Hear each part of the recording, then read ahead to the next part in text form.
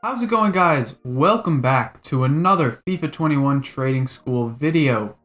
In today's episode, we're going to be talking about SBC fodder and how we can invest with these fodder type cards that we like to call them, and how you can make some pretty good coins and even at some points double your coins depending on what you buy. So, before we get started, if you guys have not checked out the previous episodes, I do recommend. There's a lot of good trading tips in those other episodes to help you guys get started.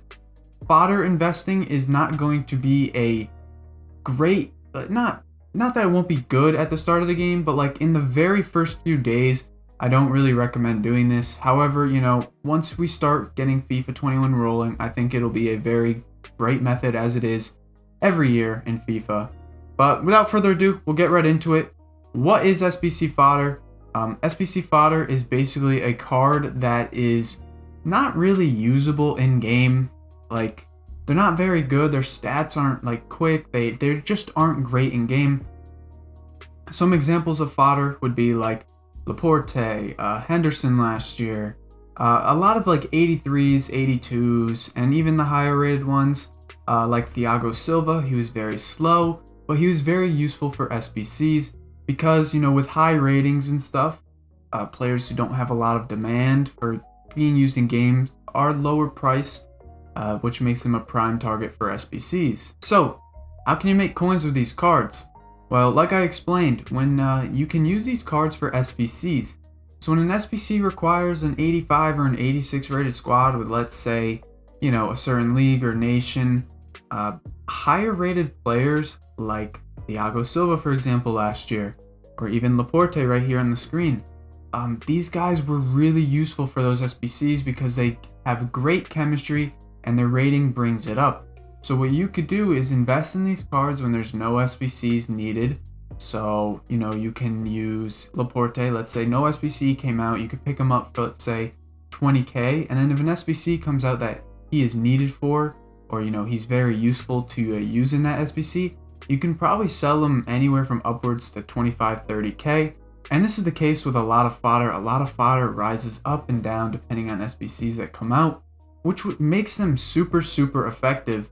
And it's a lot lower of a budget is needed because these cards, they're not usable in game, so their price isn't crazy high. Obviously, some of the higher rated fodder will be a little higher priced at the start of the game because, there's not really many alternatives into the game. But as you get closer to the end of the year, obviously those cards start to lose value quite a bit. So the fodder I would recommend, starting to invest in would probably be about 2 to 3 weeks in after the game has really started. And what you can do is look at that lower rated fodder, any cards with good leagues, good nations, and stuff like that. Like I said, I can't really tell you guys exactly who to invest in because the game's not even out at the time of me recording this video. But I'll give you guys an example of what we could do, or what we did last year anyways, for Black Friday. So with Black Friday, we know there is always a Team of the Week upgrade SBC, and usually it requires an 83 rated squad. So what we can do is, we have an idea that this SBC is going to come out. So what we can do is we can look to pick up, let's say, some 83 center backs. And I do want to quickly note, center backs are usually the best position to invest in because they tend to have, less of a supply. But 83 right back, left backs, that'll do as well. But center backs tend to always do well. So last year I picked up a bunch of center backs, literally going unassigned. And if you guys don't know what the unassigned glitch is, or it's not really a glitch, but if you don't know how to, stack your unassigned pile, check out this video in the top right too at the end. This will tell you, how you can stack basically unlimited players in your transfer list or your unassigned pile. But once we go unassigned, obviously, we're going to just wait for the SBC to come out. And when the SBC comes out, the price usually goes up if there's a lot of demand. To be safe, you can always sell before the SBC in the midst of the hype. Usually there's a lot of investors and stuff, so investors start to actually hype up the price. And what you can do is actually sell to the investors. And usually, after an SBC comes out, the price will actually go a little bit lower. Which is why when you invest in fodder, you always want to be the earliest. Always look to do a few weeks out, a week out, or whatever it is that you're investing in. But for Black Friday last year, we would sell right before Black Friday to investors. And usually, if we bought center backs for, 1.5K, I believe they went up to around like 3K, 2.5K. So you're pretty much doubling your coins almost during a time like that. On the guide, you can see Mark Bartra's price. This was actually in the midst to an SBC he was needed for. And that is a huge spike in price for a card like that. Pretty cheap beforehand, and then you can pretty much double your coins on that. Before we wrap this up, I do want to quickly talk about other fodder type situations.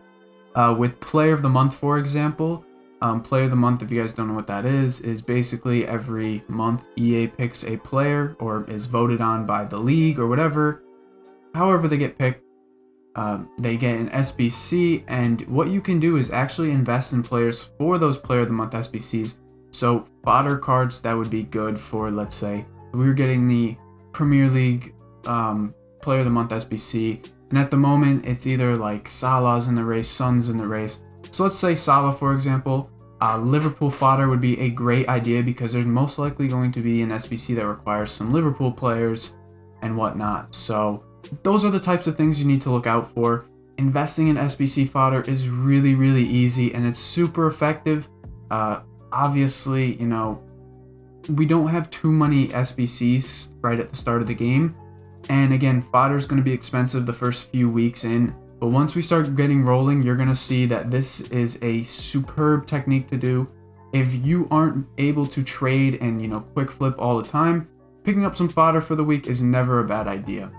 If you guys enjoyed, please drop a like on the video. If you guys have any questions, drop them in the comments. I'll try to respond as soon as possible. And make sure you guys subscribe so you don't miss out on the next episodes coming out later this week. Until then, peace.